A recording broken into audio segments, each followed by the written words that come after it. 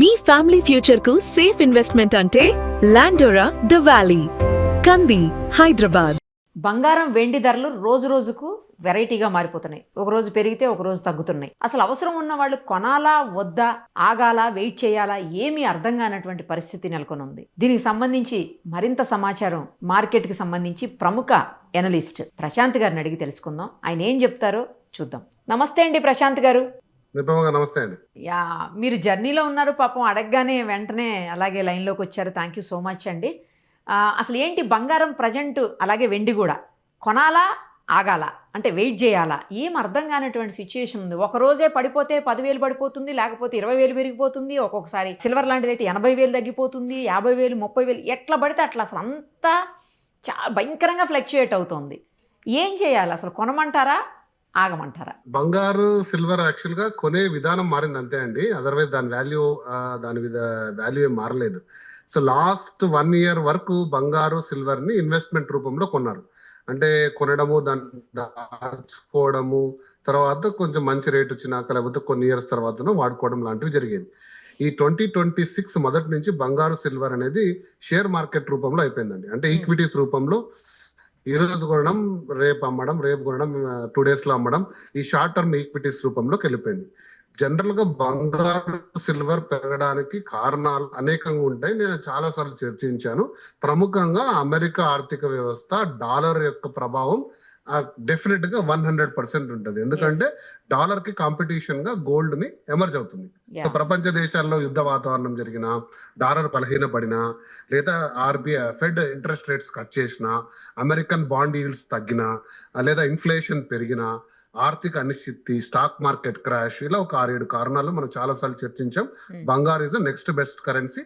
ఇది కాకుండా అమెరికా ఆధిపత్యం తగ్గించాలని బ్రిక్స్ దేశాలు ఏదైతే ఉన్నాయో గోల్డ్ ని ఆల్టర్నేట్ కరెన్సీగా తీసుకురావడం వల్ల గోల్డ్ కి లాస్ట్ 1 year గా ప్రముఖంగా పెద్దపీట వేశారు. సెంట్రల్ బ్యాంకులు కొనడం వల్ల బంగారం అనేది అబ్నార్మల్ గా 80 to 100% గ్రోత్ చూసాం 1 year లో. సో అది స్థిరంగా పెరిగింది, ఇన్ఫ్లేటెడ్ ప్రైస్ కాదు. కానీ 26 మొదటి నుంచి వచ్చిందంతా ఇన్ఫ్లేటెడ్ గా జరుగుతుంది. అంటే ఒక్కసారిగా ఈ షార్ట్ టర్మ్ బయర్స్ అందరూ మార్కెట్ లో ఎంటర్ అయ్యి పేపర్ వాల్యూ పడిపోతుందండి. బాగా గుర్తుపెట్టుకోండి. సో ఇందులో చాలా మతలబు ఉంది. నేను ఒక డీటెయిల్డ్ వీడియో సిల్వర్ గురించి మీకు కొన్ని షాకింగ్ నిజాలు చెప్తాను సిల్వర్ అని చెప్పినప్పుడు. ఎందుకంటే అంతర్జాతీయంగా సిల్వర్ ప్రొడ్యూస్ చేయలేని పరిస్థితుల్లో ఉంది. అంత హ్యూజ్ డిమాండ్ ఉంది సిల్వర్. మరి ప్రైస్ ఏమో 1 లక్ష పడిపోతుంది. ఏంటి ఈ కంపారిజన్ అని ఒక డీటెయిల్డ్ గా మీకు అనలైజ్ చేసే విధానంలో చెప్తాను. బట్ ఈ వీడియోలో ప్రముఖ గోల్డ్ అనేది కాన్సన్ట్రేట్ చేస్తున్నాను. ఫస్ట్ ఈ గోల్డ్ ఏమైతుందంటే, నేను చెప్పినట్టు 26 మొదటి నుంచి ఈ స్పెక్యులేటివ్ మార్కెట్, ఈక్విటీ మార్కెట్ లో హ్యూజ్ ప్రాఫిట్ బుకింగ్ చేసుకుంటున్నారండి. అంటే ఎంటర్ అవ్వడము, ఒక రేంజ్ ప్రైస్ వచ్చినప్పుడు కంప్లీట్ గా డంప్ చేయడం. డంప్ చేసిన తర్వాత సాధారణ వాడు కూడా వాడి దగ్గర ఉండే గోల్డ్ ని భయపడి పానిక్ సెల్లింగ్ చేసేస్తారు. పానిక్ సెల్లింగ్ జరిగినప్పుడు మళ్ళీ బై చేస్తారు లో ప్రైస్ లో.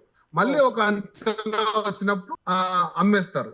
సో ఇందులో మీరు గుర్తుపెట్టుకోవాల్సింది ఏంటంటే, ఈ ట్రేడింగ్ లో ఎక్కడ ఫిజికల్ గోల్డ్ ఇన్వాల్వ్ కాదండి. పాపం పైనంతా ఈ మార్కెట్ ని నిర్ధారిస్తుందంతా కూడా పేపర్ గోల్డ్. పేపర్ గోల్డ్ అనేది ఈటీఎఫ్స్, వీటిలోనే వాల్యుయేషన్ జరుగుతుంది. బంగారు అనేది బేసికల్ గా, బంగారు సిల్వర్ కూడా అధికంగా కూడా hedge funding, okay, futures and opportunities, వీటి గురించి మీకు ఐడియా ఉంటే ట్రేడింగ్ వాళ్ళకి ఐడియా ఉంటుంది. సో ఇది ఆల్మోస్ట్ ఒక బెట్టింగ్ లాగా అనుకోండి. అంటే ఇంత ప్రైస్ వస్తుందని ఒక బెట్ కింద పెట్టడము, అంత ప్రైస్ వస్తే క్యాష్ చేసుకోవడం, లేకపోతే డౌన్ కావడం. యాక్చువల్గా ఇక్కడ ఫిజికల్ గోల్డ్ ట్రాన్స్ఫర్ చాలా తక్కువ ఉంటది. సో ఈ మార్కెట్ అనేది చాలా 2026 లో హై ప్రైస్ లోకి వెళ్ళిపోయింది. ఈవెన్ సిల్వర్ కూడా యాక్చువల్ గా అంత మొత్తం షేర్లు కొన్న హోల్డర్స్ మాకు అంత సిల్వర్ ఇచ్చేయండి, నాకున్న యూనిట్స్ కంటే ఇచ్చేంత ఫిజికల్ సిల్వర్ లేదు, ఇచ్చేంత ఫిజికల్ గోల్డ్ లేదు. కానీ ఈ ట్రేడింగ్ అనేది డెఫినెట్ గా కూడా ప్రైస్ ఇంపాక్ట్ చేస్తుంది. ఇంకా అన్నిటికంటే మెయిన్ రీజన్, ఈ లాస్ట్ 2 days లో గోల్డ్ అరౌండ్ ఎప్పుడు చూడని విధంగా 10% డౌన్ అయిందండి. మొన్న ఒక 6-7,000, ఈ రోజు ఒక 8-9,000 కలుపుకుంటే 172 నుంచి ఈ రోజు 152, అంటే 20,000, అంటే అప్రాక్సిమేట్ గా ఒక 10 to 12% డౌన్ అయింది. హిస్టారికల్ గా ఇంత కరెక్షన్ అనేది గోల్డ్ జరగకూడదు, కానీ ఒక స్టేజ్ లో కరెక్ట్ అవుతుందని వెయిట్ చేస్తాం, కానీ ఇంత ఎర్లీగా అవుతుంది అనుకోలేదు. దట్స్ బికాస్ ప్రాఫిట్ బుకింగ్ చేసుకుంటున్నారు. బట్ ఇంకోటి ఏంటి అంటే, ప్రముఖంగా మనం డిస్కస్ చేసిందే, ట్రంప్ తీసుకొచ్చిన new fed governor Kevin Marsh ఎవరినైతే జెరోమీ పవల్ ని రీప్లేస్ చేసి తీసుకొచ్చారో అతను వచ్చిన తర్వాత డెఫినెట్ గా ఫెడ్ లో ఇంట్రెస్ట్ రేట్స్ కట్ చేస్తారు, డాలర్ ని ఖచ్చితంగా బూస్ట్, డాలర్ అనేది పడిపోతుంది, బంగారు పెరుగుతుందని మేమందరం కూడా అంచనా వేసాము. దానికి భిన్నంగా వారు తీసుకుంటున్న నిర్ణయాలు కానీ పంపుతున్న సిగ్నల్స్ కానీ డాలర్ ని ఇమీడియట్ గా స్ట్రెంగ్త్ చేసే అభిప్రాయంలో ఉన్నారు. అందు గురించి మీరు చూస్తే డాలర్ ఇండెక్స్ వాల్యూ ఎప్పుడు లేని విధంగా ఒక 1% చేంజ్ వచ్చి 98, 99 దగ్గర ఇండెక్స్ వాల్యూ అంటే బాస్కెట్ ఆఫ్ కరెన్సీస్ లో డాలర్ కొంచెం వాల్యూ పెరిగింది. తర్వాత డాలర్ బాండ్ కూడా పెరిగింది. So when ever this will happen gold will automatically correct అండి. ఎందుకంటే ఇక్కడ ఇన్వెస్టర్లు ఎవరైతే ఉన్నారో వాళ్ళు ప్రాఫిట్ బుక్ చేసుకున్నాక ఏం చేస్తారంటే తీసుకెళ్లి మళ్ళీ ఫెడ్ బాండ్స్ లోనే పెట్టుకుంటారు. That is the most safest bet. Gold and fed bonds లోనే ఎక్కువ పెట్టుకుంటారు, ఫెడ్ బాండ్స్ లో ఎక్కువ పెట్టుకుంటారు. సో కాబట్టి కొంచెం ఇన్వెస్ట్మెంట్ డైవర్ట్ అవ్వడం వల్ల ఈ షార్ట్ టర్మ్ అనాలిసిస్, ఈ షార్ట్ టర్మ్ గ్యాప్ లో గోల్డ్ కొంచెం కరెక్ట్ అనమాట, వాస్తవం. కానీ బట్ నేను చెప్పినట్టు గోల్డ్ అనేది మీరు అడిగిన ఫస్ట్ క్వశ్చన్ కొనాలా అంటే మీరు ఎప్పుడు గోల్డ్ కొనండి, ఏ ప్రైస్ లో అయినా కూడా కొనండి. గోల్డ్ ని ఖచ్చితంగా లాంగ్ టర్మ్ హొరైజన్ లో మీరు పెట్టుకోండి. ఈ రోజు అయితే ఇంకొంచెం తగ్గింది కాబట్టి మీరు అఫర్మేటివ్ గా కొనండి. గోల్డ్ వాల్యూ అనేది లాంగ్ రన్ లో అంటే మీరు ఒక కనీసం 12 to 18 months హొరైజన్ లో చూడండి. మీకు డెఫినెట్ గా బ్యాంక్ ఇంట్రెస్ట్ కంటే మ్యూచువల్ ఫండ్స్ కంటే కూడా బెటర్ రిటర్న్ ఇచ్చే ప్రాస్పెక్ట్ లోనే గోల్డ్ ఉందండి. కానీ అలా కాదు, ఇప్పుడు చాలా ఎక్కువ తగ్గింది కదండి, అందుకని ఏంటంటే అందరిలోనూ మళ్ళీ ఇంకా తగ్గుతుందేమో, ఇంకా తగ్గితే కొనుక్కోవచ్చు కదా అన్న ఆలోచనలో ఉన్నారు, అందుకు అడిగాను. డెఫినెట్ గా ఐ థింక్ మంచి క్వశ్చన్ అడిగారు. ఇప్పుడు నేను అనుకోండి ఒక 50 grams కొనాలంటే ఈ రోజు వెళ్ళి 10 grams కొంటాను ఖచ్చితంగా. ఇంకా తగ్గితే మళ్ళీ కొంటాను.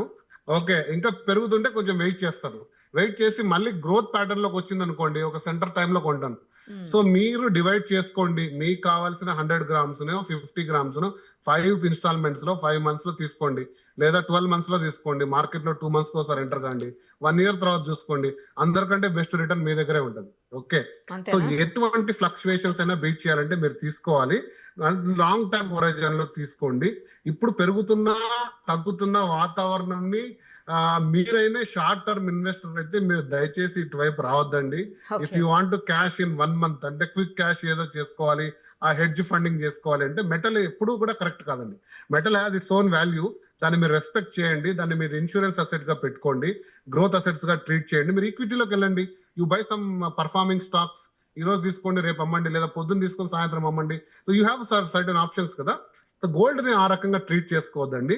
సో ఇది ఈ హెడ్జ్ మార్కెట్ ఉన్నప్పుడు డెఫినెట్ గా మీరు షార్ట్ టర్మ్ ఇన్వెస్టర్ అయితే ఎంటర్ కావద్దండి. మెటల్ కి లాంగ్ టర్మ్ ప్రాస్పెక్ట్ ఉంటుంది. గోల్డ్ డెఫినెట్ గా లాస్ట్ 7 decades లో మంచి రిటర్న్స్ ఇచ్చింది. 1-2 years గా చాలా అబ్నార్మల్ రిటర్న్ ఇచ్చింది. 2026 and 27 కూడా డెఫినెట్ గా బెటర్ రిటర్న్స్ ఉంటాయి. లాంగ్ టర్మ్ హొరైజన్ లో రండి. ఇప్పుడు పెరుగుతున్న తగ్గుతున్న కారణాలను అనాలిసిస్ చేసి మీరు బెటర్ డెసిషన్స్ తీసుకోండి.